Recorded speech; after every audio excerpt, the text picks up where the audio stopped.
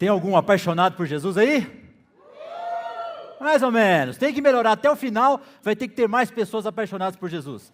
Eu queria começar essa mensagem, queria não, né? Eu vou começar essa mensagem com 2 avisos.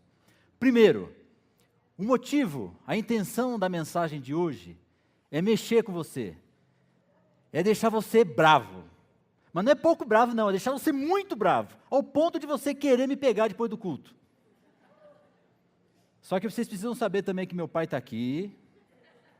Quando ele fica bravo, parece o Thundercat, sai dando voadora para todo lado. Então não vai ser tão fácil bater em mim, não. Mas a intenção é mexer com você, é chacoalhar a tua vida, deixar você bravo, muito bravo. Segundo aviso, você nunca esteve tão perto da eternidade como hoje. Em outras palavras, você nunca esteve tão perto de morrer como agora. E isso não é uma má notícia, certo? Se você é um cara que foi lavado pelo sangue de Cristo, enxaguado, centrifugado pelo sangue de Cristo, você tem que ter aquela alegria no coração. Por quê? Porque você chega no final da tua vida, significa que você vai para um lugar chamado céu. E não existe um lugar tão maravilhoso como o céu. Não existe no português, no dicionário, uma palavra para descrever o que é o céu. Ele é tão fantástico, tão maravilhoso, o céu é tão tudo de bom, que em Mateus, no capítulo 22, no versículo 30, diz que no céu não haverá casamento. Essa não é a boa notícia, calma. Pense comigo, se no céu não haverá casamento, quer dizer que no céu não haverá sexo. Sabe o que isso quer dizer? Que nem olhos viram, nem ouvidos ouviram, nem jamais penetrou em coração humano o que Deus tem preparado para aqueles que o amam. E o maior prazer do homem na terra é tão paia, tão nada a ver, que não vai ter espaço no céu. O melhor prazer e o maior prazer do homem na terra, que é o sexo, não vai ter lugar no céu. Para você ter ideia de como tudo isso vai ser maravilhoso. E este lugar não está preparado para meia dúzia de pessoas, ou só para uma nação. Esse lugar está preparado para a noiva de Cristo. Quem é a noiva de Cristo? A igreja. Quem é a igreja? Eu e você. Então esse lugar está preparado para nós. Então essa notícia de que você está próximo de morrer tem que ser recebida com festa aí no seu coração, porque é o lugar onde nós estamos nos preparando para ir. Eu queria fazer um censo aqui agora. Se Jesus voltasse agora, quantos aqui vão ficar contentes? Levanta a mão.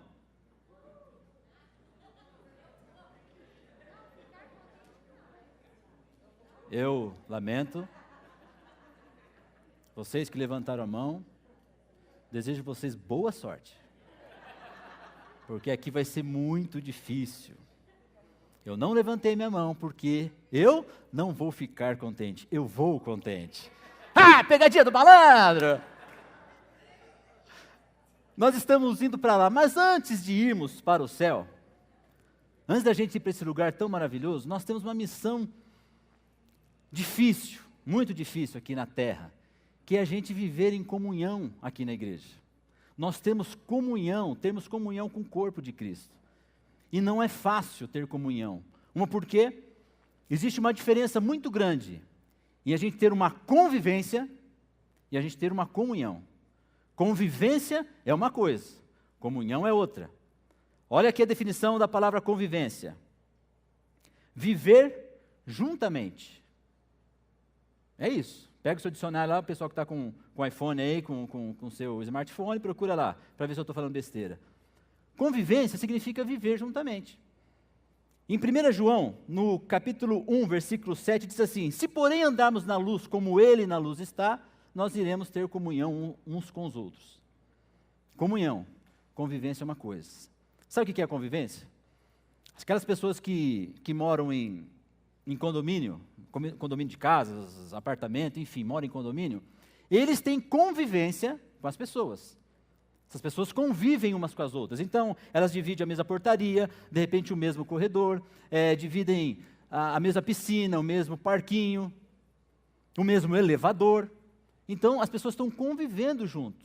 Só que, quando você pega essa turma que está apenas convivendo junto e põe numa sala para ficar 1 ou 2 horas discutindo coisas, discutindo problemas, discutindo manias, discutindo problemas de relacionamento, o espaço de um, o espaço de outro, aí dá zica. Aí acontece o que vocês vão ver no vídeo agora aí, ó.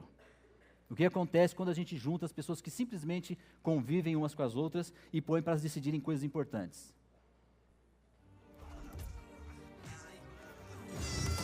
Parou! Continuando a reunião de condomínio. Atenção, próximo assunto, caixa d'água. Vamos trocar a nossa por Tigre, que tem fechamento seguro e mantém a água mais limpa. Todos de acordo? Sim, a senhora falou, tá falado, né? É Tigre, né? Ótimo. Vamos voltar agora às vagas de garagem. Quem usa Tigre é autoridade no assunto. Nova linha de caixas d'água com fechamento seguro. É Tigre para toda obra. Esse vídeo, ele está um pouquinho exagerado, mas é só um pouquinho. Que existe o problema de convivência, as pessoas, gente, ó, isso é normal. Nós somos assim. Quando a gente vive um conflito de ideias, de opiniões, onde você acha que o teu espaço vai até ali, mas a pessoa acha que o teu espaço não vai até ali, existe um problema de relacionamento mesmo, é normal, é natural do homem. Isso são pessoas que convivem umas com as outras. Agora, comunhão é algo muito mais forte, é algo muito mais profundo, e é aí que está o grande desafio. Olha o que significa a palavra comunhão. Uniformidade, acordo, harmonia, participação mútua, caráter comum, conformidade. Aí que é o grande problema. Porque nós estamos aqui com 230 pessoas mais ou menos, cada cabeça uma sentença. Cada pessoa tem uma percepção diferente da vida. Muitos aqui assistem o Comendador. Muitos não assistem o Comendador, porque acham que é errado assistir novela e tudo mais. Somente que agora que a Cora rejuvenesceu 22 anos. Então as pessoas têm percepções, mas até aí tudo bem. Uns acharem que é errado, outros acharem que é certo, não tem problema. O problema não está aí, o problema é que quando você tenta convencer a outra pessoa que ela está errada, e que ela precisa fazer o que ela faz, ela precisa viver como ela vive, ela precisa acreditar nas coisas que você acredita, e aí começam os conflitos, porque as pessoas têm percepções diferentes. Você lê a Bíblia, você tem interpretações diferentes de outras pessoas, e aí você quer impor aquilo que você pensa para outras pessoas, e isso é um problema na convivência. Então a gente tem muitos conflitos. Nós tivemos recentemente a eleição, uma parte apoiando o Fidelix, outra parte o pastor Everaldo, não foi isso? E aí começou a ter conflitos, e conflitos, e conflitos. Natural, normal. Se a gente tem dificuldade em viver em comunhão dentro da nossa casa, que nós temos laços de sangue, nós temos o amor familiar que nos envolve, que nos cercam, nós temos mais intimidade, nós viajamos juntos, nós nos alimentamos juntos, ficamos vivendo mais juntos do que aqui na igreja, nós já temos problemas de viver em comunhão dentro de casa. Agora imagina viver em comunhão dentro da igreja, que você conhece poucas pessoas, o que você conhece das pessoas é pouco delas, e aí você desenvolver o mesmo caráter, o mesmo pensamento, você compartilhar das mesmas convicções, das mesmas ideias, isso é um grande desafio. Agora preste atenção, nós não somos chamados apenas para viver em comunhão aqui dentro da igreja, aqui com 200 e tantas pessoas. Vai muito além disso, nós temos que aprender a viver em comunhão com as outras igrejas que compõem o corpo de Cristo.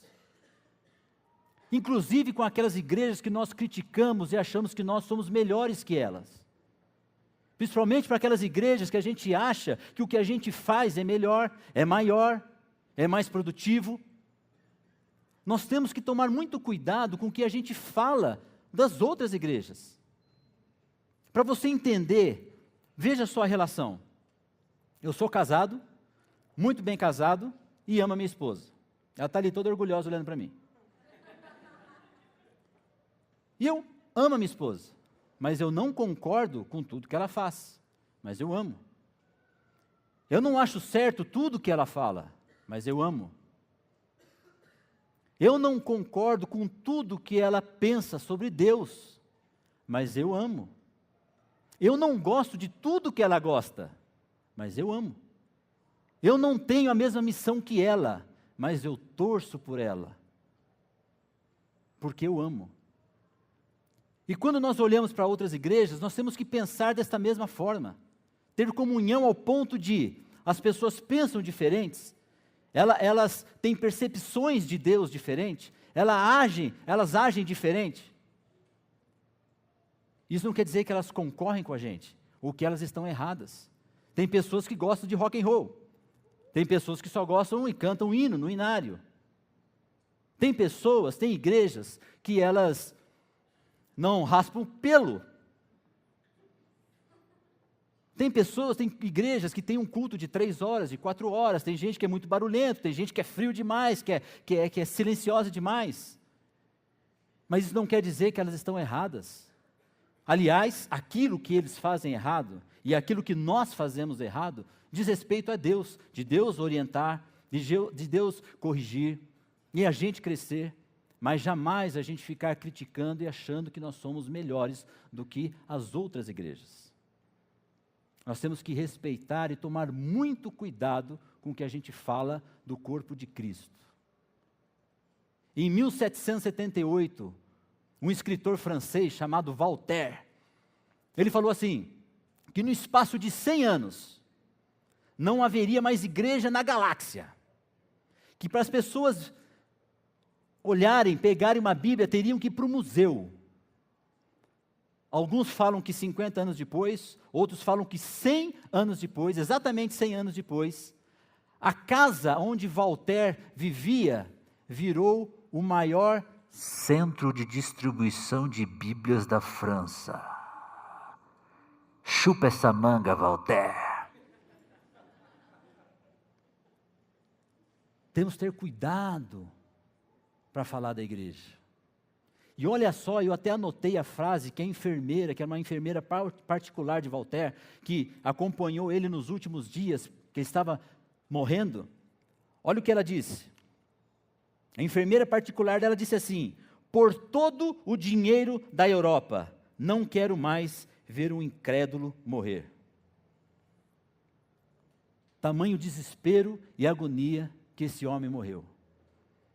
Então nós temos que aprender a ter comunhão entre nós. Nós temos que aprender a ter comunhão com as outras igrejas e torcer por elas. Mesmo elas tendo missões, tendo estratégias diferentes da nossa.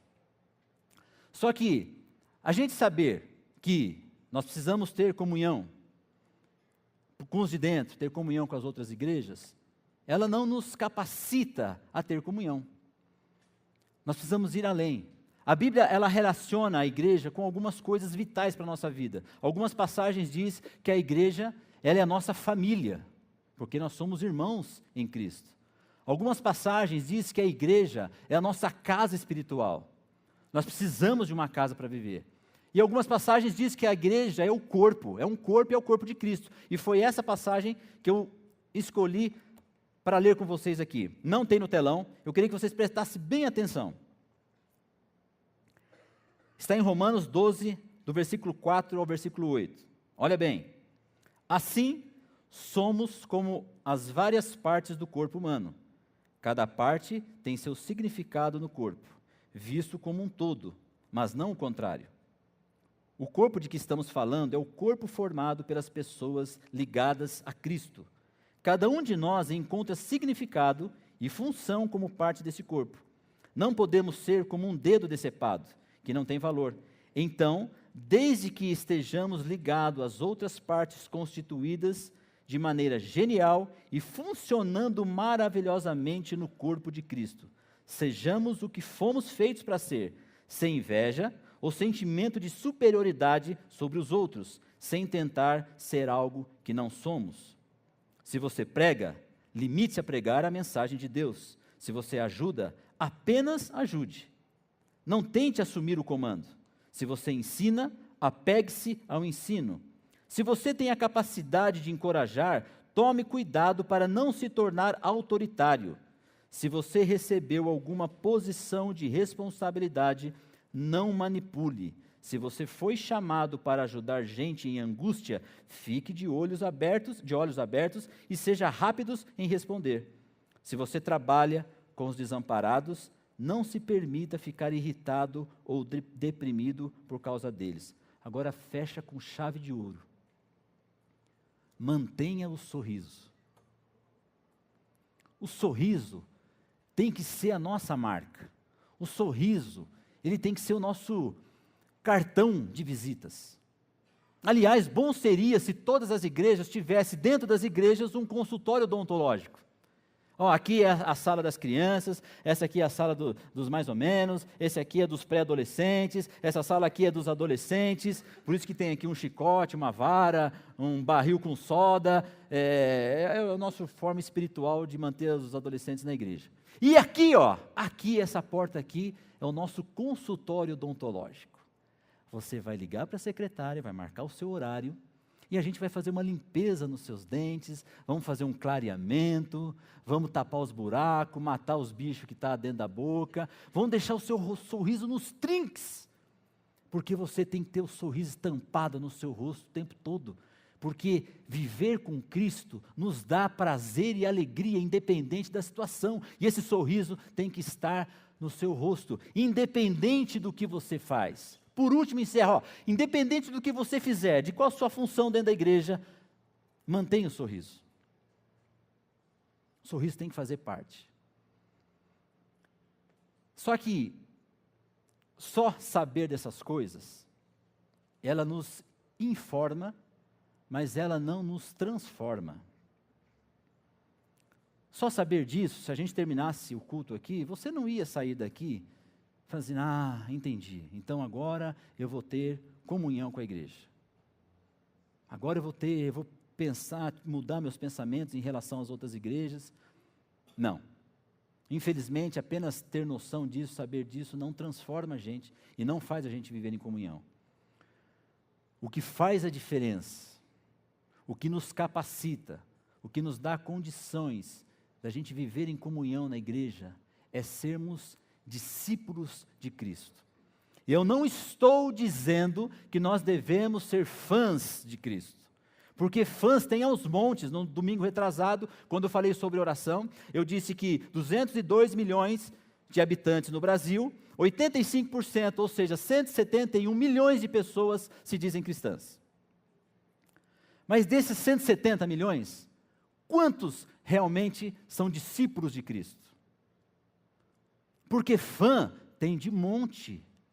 Fã é o que mais tem. Se você assistir uma luta de UFC, por exemplo, o cara está lá socando o outro no chão, batendo, saindo sangue, o cara virando o zoinho, aí ele ganha a luta, ele fala assim, eu queria dedicar essa vitória a Jesus Cristo, porque Ele é fiel, meu Deus, obrigado Jesus, beijinho. Parece que virou uma regra da CBF, os jogadores fazerem gols e sair apontando para cima, ajoelhar, mandar beijo, fazer coraçãozinho para Deus. É normal, você vê isso toda hora. Se o cara faz 3 gols, então, e pede música no Fantástico, ele vira culto. É normal, está virando uma coisa normal, porque tem um monte de fãs de Cristo. Se você andar por uma rua cheia de comércio, olha lá e começa a olhar para o nome dos comércios.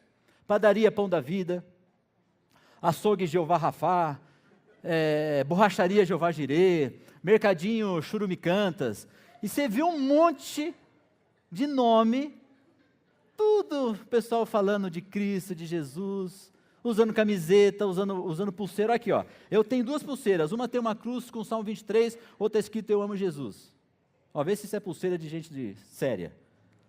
Então a gente usa pulseira, usa camiseta, usa boné, a gente manda beijinho para Jesus, para o céu. Mas viver em comunhão não basta ser um fã, nós temos que ser discípulos, e é aí que a coisa pega. E eu vou explicar por quê. Eu acho que esse versículo a gente tem no telão. Lucas, capítulo 14, versículo 25 e 26. Uma grande multidão ia acompanhando Jesus. Este, voltando-se para ela, disse: vamos contextualizar esse versículo aqui, ó. No Brasil, 171 milhões de pessoas diziam e seguiam a Cristo. Jesus entra na televisão, no horário nobre, para todo mundo e diz o seguinte: se alguém vem a mim e ama o seu pai, sua mãe, sua mulher, seus filhos, seus irmãos e irmãs, e até a sua própria vida mais do que a mim, não pode ser meu discípulo. Jesus está parando você no primeiro dia da semana, num domingo à noite, para perguntar para você: como está seu amor por Ele? Em qual lugar, em qual posição está Jesus na sua vida? Para a gente exemplificar isso, vamos fazer um exercício aqui.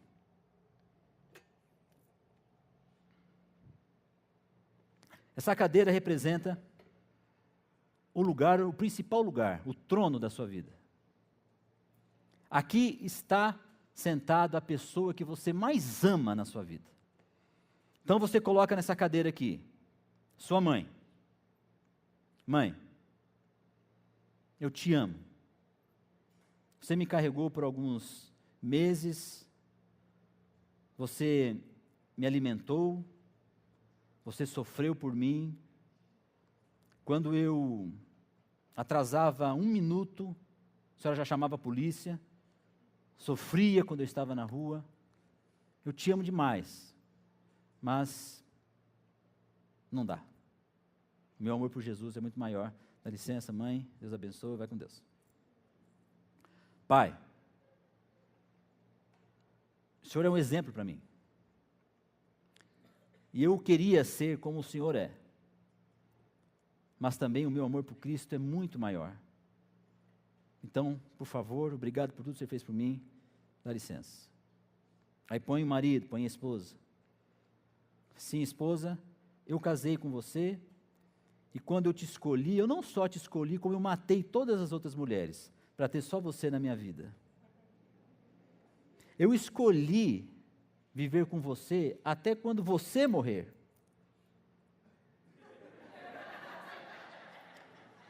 Teve um delay de uns 2 segundinhos, né? Vocês estão lentos, hein? Eu te amo, mas, infelizmente, não dá. Sai fora. Filhos, quando vocês nasceram, eu percebi que nós somos capazes de amar alguém mais do que a nós mesmos. Quando vocês sofrem, eu sofro também. Quando vocês perdem, eu perco também. Quando vocês sentem dor, eu sinto também. Mas quando vocês ganham, eu também ganho. Quando vocês têm vitórias, conquista, isso também é minha conquista. Jesus, o Senhor ganhou mais uma vez. Filhos, sai fora. Sogra.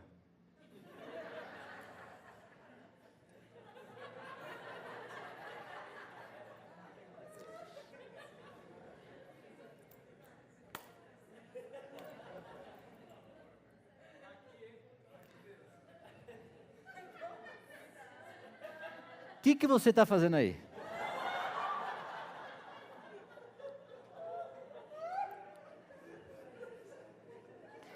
Eu gosto muito do teu macarrão. Eu gosto de Jesus um pouquinho, mas é pouca coisa, mas mínimo assim, ó. Então vaza!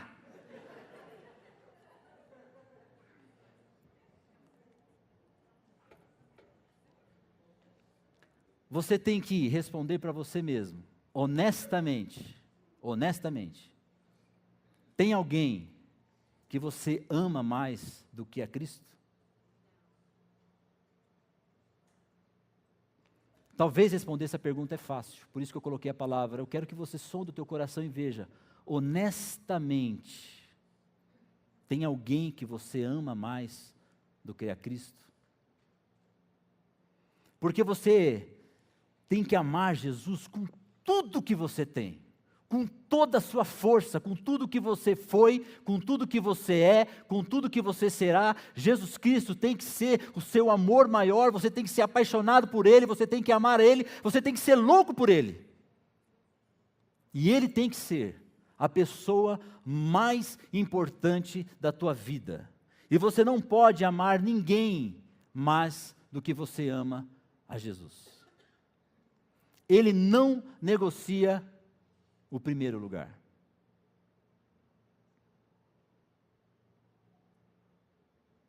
Como está o seu amor por Ele? Se Jesus for o nosso Salvador, a gente viveria por Ele. Se Jesus for nosso Senhor, a gente morreria por Ele.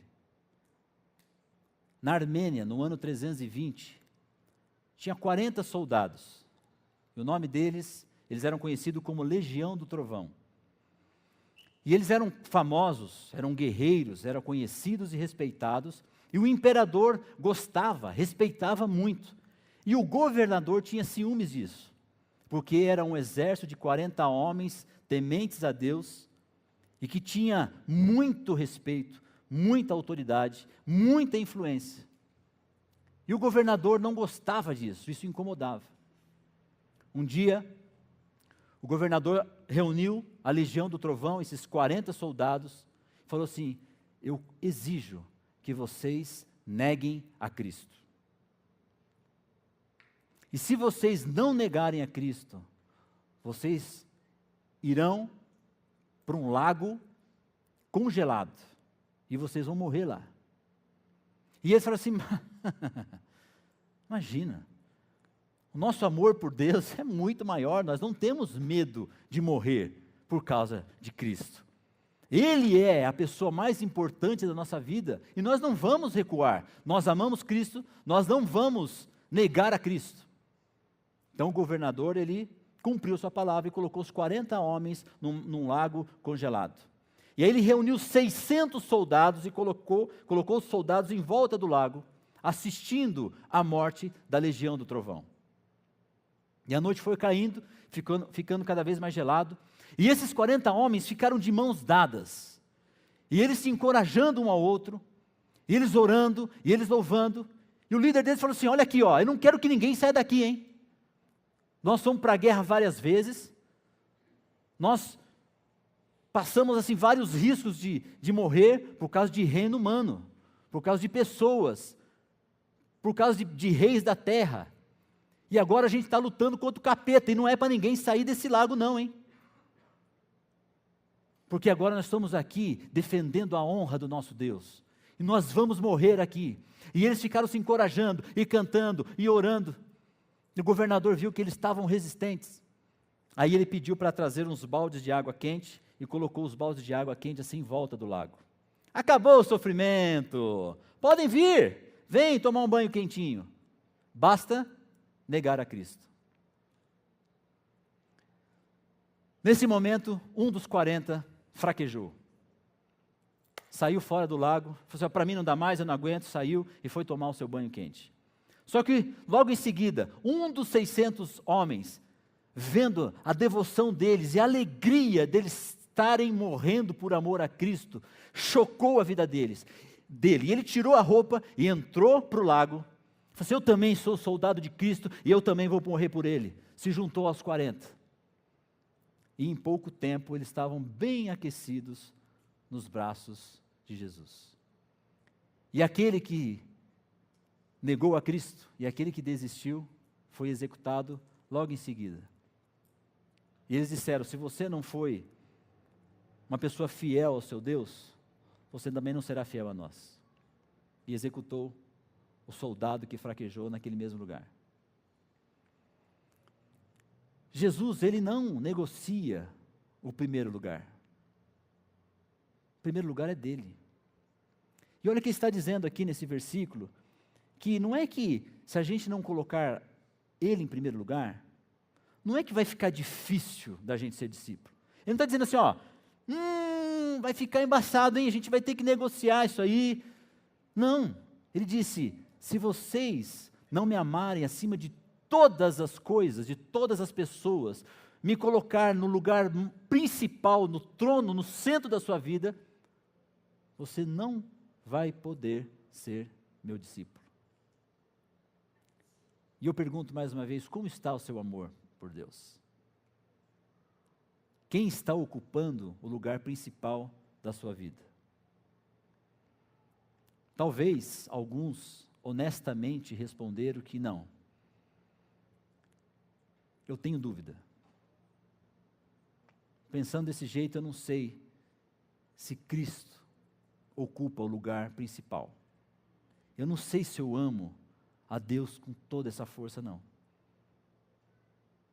Eu não sei se colocar o meu filho ou minha filha, e Deus, se minha filha não vai ter páreo, se meu filho não vai ter páreo.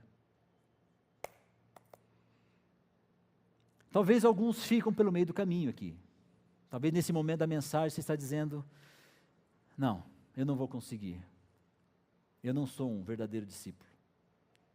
Mas se você honestamente viu que Jesus ocupa o principal lugar da sua vida, então tem mais um passo para a gente dar, para a gente conseguir viver em comunhão com a igreja.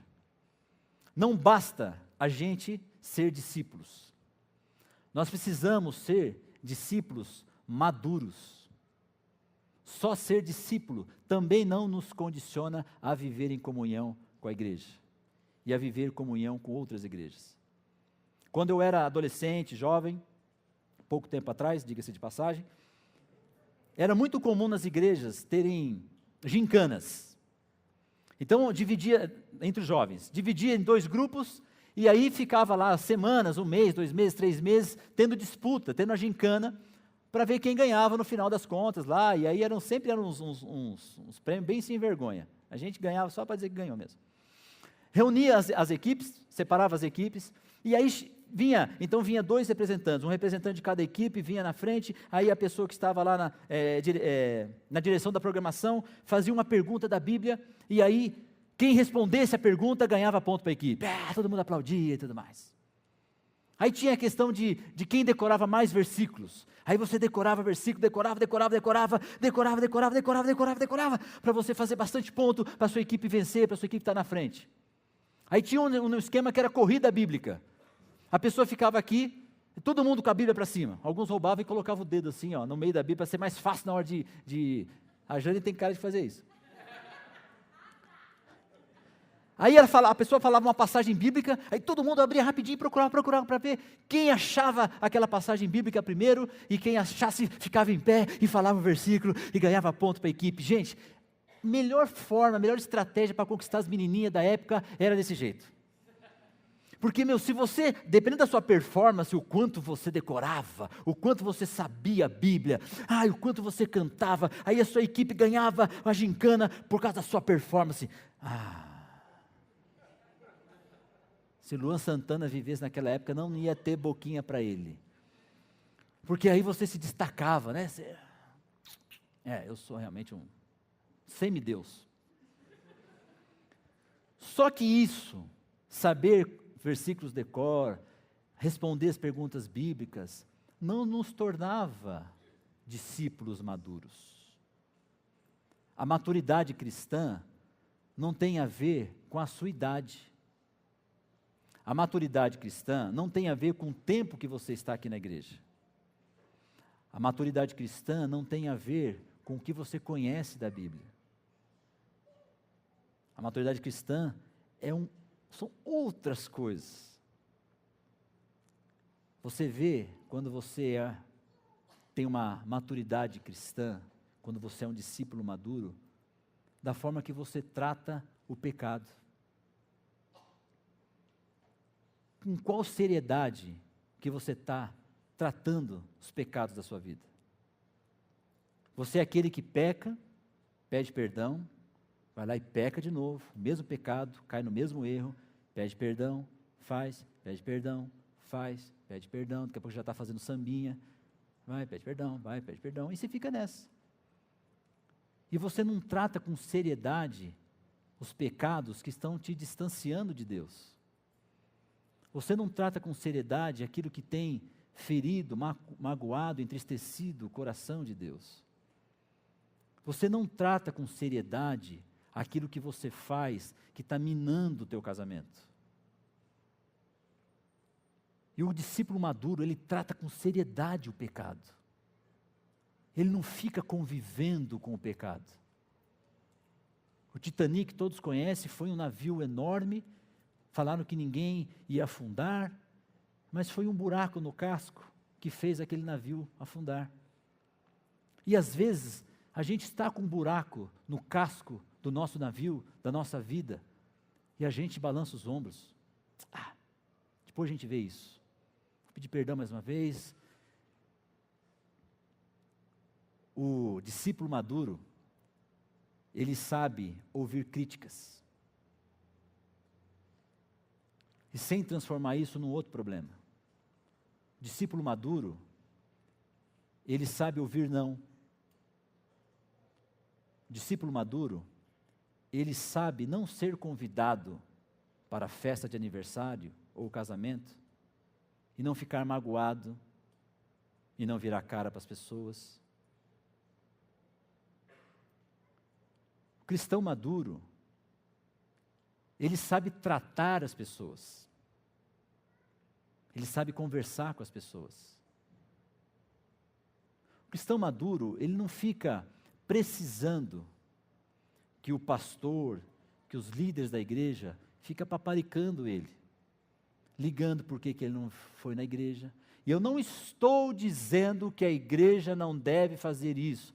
Deve cuidar das ovelhas, deve fazer o possível para tratar bem os membros da igreja, porque tem pessoas de nível diferente, são pessoas que precisam, pessoas que não precisam. Eu não estou falando da igreja, do papel da igreja, estou falando de você. O cristão, o discípulo maduro, ele não fica chateadinho porque as pessoas não ligaram para ele no dia do aniversário. Ele não fica bravinho, chateadinho, magoadinho, se ele fica 2 cultos sem vir na igreja e ninguém liga para ele. É engraçado que as pessoas, elas têm uma facilidade de sair da igreja por causa de poucas coisas. Às vezes você sofre muito mais no seu trabalho. Você ouve coisas que você não gosta o tempo todo. Você trabalha com pessoas que você não gosta. Pessoas que não ligam para você, indiferentes com você. De repente, do lado do seu trabalho está lá Exu Caveiro, o Preto Velho e a Pomba Gira. Você não pede conta. Você não pede para ir embora da empresa. Você faz de tudo para conviver. E às vezes você tem problemas enormes nos seus relacionamentos e você tenta encarar, tenta superar, mas na igreja não. Uma coisinha de nada você rapa fora. Ninguém deixou de ir para o shopping quando, há não sei quantos anos atrás, o shopping começou a cobrar estacionamento. Deixou ou não? Você pode ter reclamado. Mas ninguém deixou de ir para o shopping, porque estavam lá cobrando estacionamento. Imagina se cobrar estacionamento aqui, comprar um terrenão aqui, derrubar o Viscardi, colocar um terreno e a gente cobrar estacionamento. Ah, não, que isso, a igreja cobrar estacionamento, eu não vou mais na igreja não. Então, o discípulo maduro, ele consegue ter comunhão com a igreja, consegue sempre estar bem, com a sua emoção equilibrada, com o seu humor equilibrado. O discípulo maduro não sai falando besteira toda hora. O discípulo maduro, ele tem a sua vida espiritual que cresce, desta forma aqui, ó. Essa planta aqui, ela não precisa fazer força para crescer, porque é orgânico, é natural. A gente não precisa ficar pegando na pontinha dela para ela crescer, todo dia dar uma esticadinha para ela crescer. Não precisa. Ela vai crescer, é orgânico. Você não precisa fazer força para o seu cabelo crescer, vai crescer, é orgânico. Tudo bem que não é para todo mundo. Então vamos usar um exemplo que é para todo mundo. Você não precisa fazer força para você envelhecer. Você vai envelhecer. É orgânico. a sua unha vai crescer, é orgânico. Uma criança, quando nasce, ela cresce, é orgânico. Quando a gente compra um cachorrinho pequenininho, a gente torce para ele não crescer. Ai, que fofinho, como ele é bonitinho, ele podia viver o resto da vida assim. Mas ele cresce, é orgânico. A vida espiritual de um discípulo maduro é orgânico. Ela não faz força para crescer. Ela não tem que todo dia alguém ficar pegando o pé dela. Já orou? Já leu a Bíblia? Foi para a igreja? Deu seu dízimo? Deu oferta? Ligou para alguém? Falou de Jesus? Não precisa disso. É normal, é natural, é orgânico. Cresce. Se você pega uma pessoa e coloca lá no meio da floresta amazônica, sem nenhuma estratégia cristã, ela ainda vai crescer no seu relacionamento com Deus, porque é orgânico. Para nós termos comunhão com a igreja, para nós termos comunhão com as outras igrejas, nós precisamos ter o conhecimento de que a igreja é tão importante como a nossa casa. Ela é tão importante como a nossa família. E ela é o corpo de Cristo.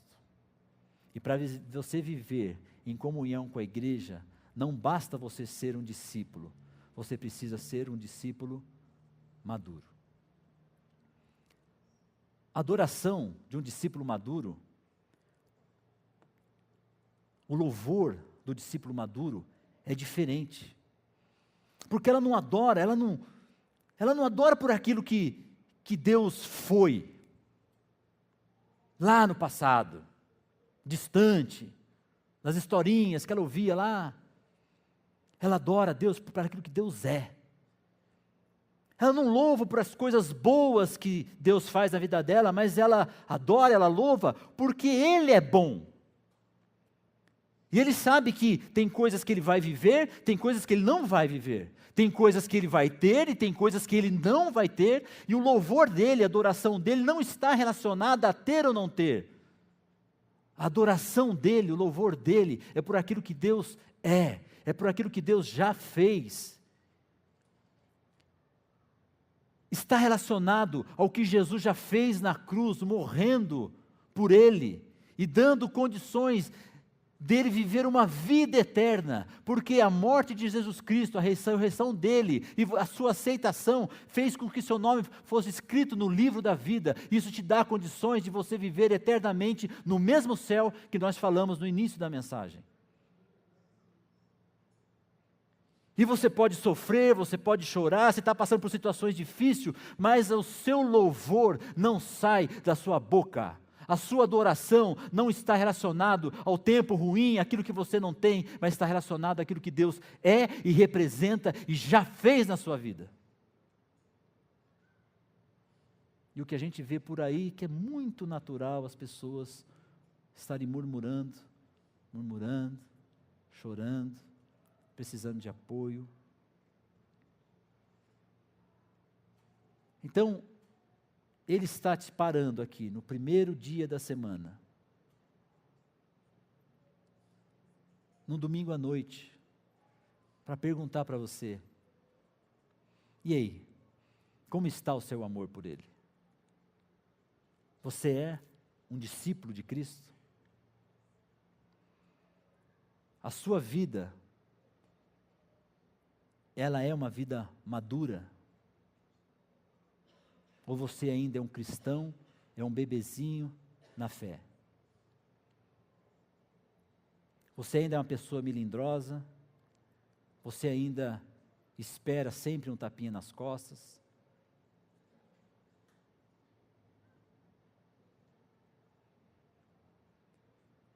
Não é uma tarefa fácil, não é uma missão fácil, a gente ter comunhão com a igreja, não é para qualquer um, mas é para pessoas corajosas, que têm vontade de mergulhar profundamente no relacionamento com Cristo. Pessoas que não se contentam com a mesmice da vida espiritual. Pessoas que aceitam. Eu estava orando hoje e falando assim para Deus: Deus, a última vez que eu preguei foi domingo retrasado, faz 15 dias. Eu não posso aceitar subir no púlpito hoje da mesma forma que eu subi há 15 dias atrás. É inadmissível, porque o crescimento é orgânico. Eu necessitava entender de Deus hoje à tarde que eu estava mais próximo dele hoje do que há 15 dias atrás. E Deus não poderia deixar eu subir nesse púlpito hoje, dizendo assim: não, você está igual. Ou pior, há 15 dias atrás você me amava mais do que você ama hoje. Isso não é possível, não é aceitável. Nós precisamos, a cada dia, crescer no relacionamento com Jesus Cristo. E nós nunca vamos crescer vindo ou buscando isso uma vez por semana, só nos domingos, 1h30 que a gente fica aqui. É impossível. Se você não tomar uma decisão de você buscar mergulhar diariamente no seu compromisso com Deus, fazer com todas as suas forças, fazer com que sua vida espiritual tenha um crescimento orgânico, seja natural. Seja natural. Você precisa fazer isso, para que você consiga se tornar um discípulo verdadeiro, maduro, para daí então você conseguir ter comunhão com o corpo de Cristo. E é só assim que a gente vai conseguir ter uma vida plena. Então, como é que vai ser a resposta, a sua resposta, dentro dessa mensagem? Como vai ser a sua terça-feira? Você vai estar no mesmo nível que na segunda? No mesmo nível que no domingo? Não pode. Você não pode aceitar. Então nós pedimos para que você busque comunhão, consagração.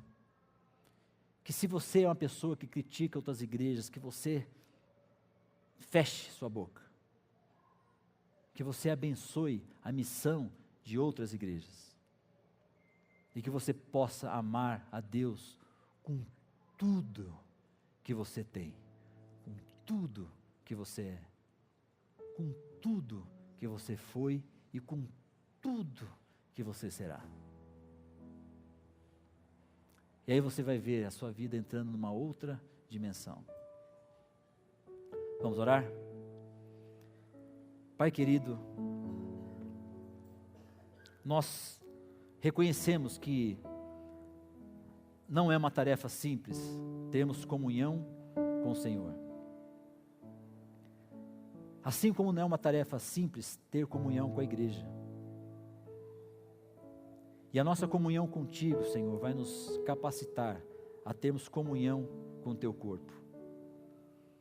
Nos ajude a tratar nossos pecados seriamente.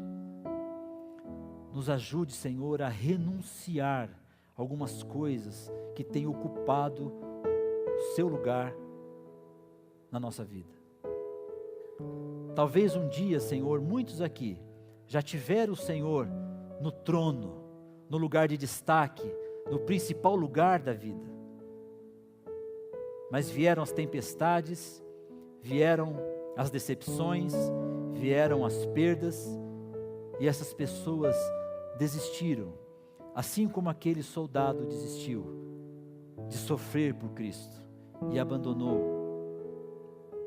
Quantos aqui, Senhor, que já abandonaram, e já colocaram talvez uma pessoa, às vezes o dinheiro, uma posição, um cargo, uma empresa, está ocupando o teu lugar. E nós pedimos que ninguém, absolutamente ninguém, saia daqui conformado com isso. Que todos possam buscar, com toda a força, colocar o Senhor no primeiro lugar, no lugar de destaque, no lugar com a maior importância, porque nós sabemos que o Senhor não negocia o primeiro lugar. Se você, meu amigo, você, minha irmã, meu irmão, se você é uma das pessoas que você já colocou, em algum momento da sua vida, você já viveu aquele primeiro amor, aquele momento que Deus era a pessoa que você mais amava na sua vida, mas que passou o tempo, e aquele primeiro amor se foi, que o primeiro lugar já não pertence mais a Deus, que você possa, honestamente, falar assim: Deus, eu substituí o primeiro lugar, no trono da minha vida não está mais o Senhor, me dê forças para renunciar, me dê força, me dê coragem, me dê o amor suficiente para eu colocar o Senhor de volta no primeiro lugar. Senhor, me ajude a ser um discípulo maduro e te amar, te amar, te amar, com amor sem fim.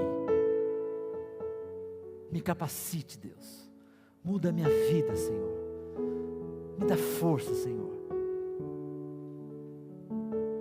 e que o Senhor possa atender a sua oração, e que você possa sair daqui uma nova criatura, e que Deus possa ocupar o lugar, o principal lugar da sua vida. Amém. Vamos aplaudir ao Senhor?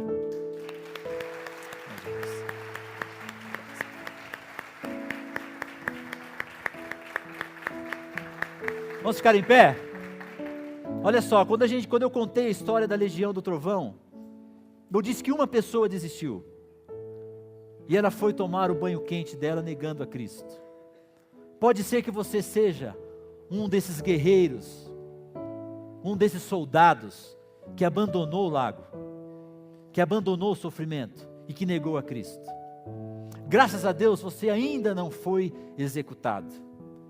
Você tem chance de você voltar para o lago, pegar nas mãos dos seus irmãos e começar a guerrear, começar a se motivar, começar a ser enchido pelo amor de Deus, e você, se for preciso, amar, e você, se for preciso, morrer por amor a Cristo. Graças a Deus que Ele poupou a sua vida, e que você pode voltar, você tem condições de voltar para o lago e continuar amando a Deus acima de todas as coisas. Deus te abençoe, te dê uma semana de vitória. Tem um cafezinho lá atrás, uma bala, enche os bolsos de bala, e que você possa ter uma semana vitoriosa em nome de Jesus, e até domingo que vem.